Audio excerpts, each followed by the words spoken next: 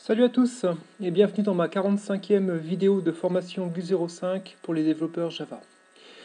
Alors nous allons nous intéresser maintenant aux actions qui sont dans Java, en fait des objets Java qui représentent des éléments dans l'interface graphique sur lesquels les utilisateurs peuvent venir cliquer, comme par exemple des menus ou des boutons ou des barres d'outils, et qui donc sont caractérisés par généralement une icône et une représentation textuelle. Voilà. Alors, donc, ces actions, nous allons faire un premier exemple d'entité qui gère une action, qui va être une entité pour quitter l'application. Alors, tout d'abord, nous allons aller sur le forum pour récupérer quelques ressources d'icônes dont nous allons avoir besoin. Donc, nous allons toujours dans tous les téléchargements du forum, télécharger donc le zip ressources atelier 14.zip.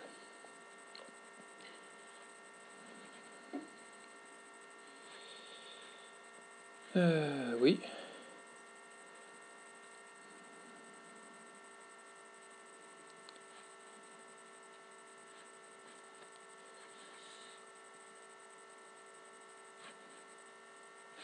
Voilà. Bon, Internet n'est pas très rapide aujourd'hui. Voilà, donc ça c'est fait. Nous allons pouvoir dézipper. Voilà. Je vais placer donc le contenu, donc ces trois icônes, dans le répertoire icônes du répertoire route de notre projet. Ici. Voilà.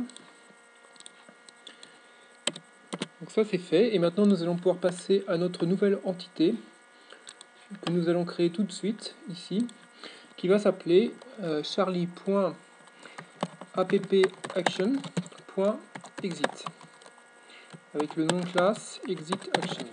Donc ça va être une entité unique avec les caractéristiques provide et execute. Voilà, provide qui va permettre de récupérer l'objet action et execute qui permettra d'exécuter l'action. Voilà. Alors, sous le projet Eclipse, je vais le rafraîchir tout d'abord. Donc notre nouvelle entité se trouve ici. Très bien. Donc, nous allons avoir besoin tout d'abord d'un service qui va nous permettre de quitter l'application. Nous allons l'appeler execute exit.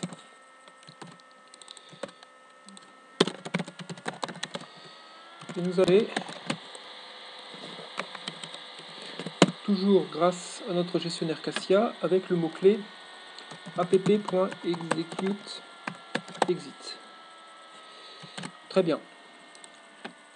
Alors, nous allons pouvoir d'ailleurs, dans notre méthode execute de notre entité, simplement indiquer, appeler la méthode execute de ce service. Voilà, donc qui aura pour effet donc de quitter l'application.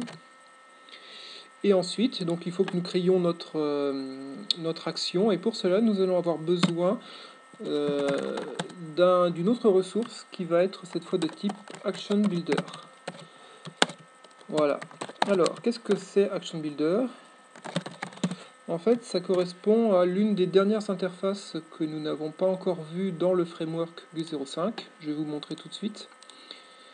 Si on regarde dans le framework, donc a priori on connaît presque toutes les classes, sauf ici, voilà, Action Builder, qui définit donc une méthode qui s'appelle build, que nous allons utiliser pour créer notre action à partir du gestionnaire. Voilà. Alors, tout d'abord, comment est-ce que nous faisons pour récupérer cette ressource? Eh bien, nous allons la récupérer sous la forme d'une ressource à partir de la classe outside. Voilà. Et grâce cette fois au mot-clé Action Builder. Très bien. Donc maintenant que nous avons cette Action Builder, nous allons pouvoir créer notre action que nous définissons ici. Voilà, qui est de type Javax Swing, action.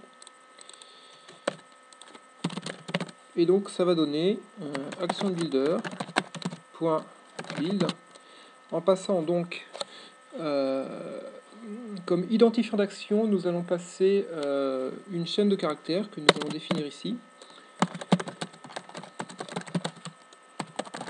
que nous allons appeler action ID, et qui va être égal à exit dièse quitter l'application. Alors, je vais vous expliquer un peu à quoi ça correspond. Voilà, donc là je mets juste cet identifiant ici, et ensuite je vais placer notre service qui permet de quitter l'application. Voilà, donc ce qui va se passer, c'est que nous allons donc obtenir une action qui sera donc paramétrée par le gestionnaire grâce à l'identifiant suivant.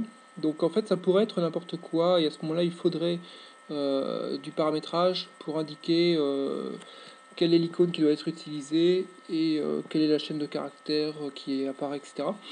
Le fait d'indiquer directement dans l'identifiant sous cette forme-là, c'est-à-dire en fait l'identifiant d'icône dièse suivi par le nom de l'application, de l'action, donc la chaîne de caractères qui apparaît.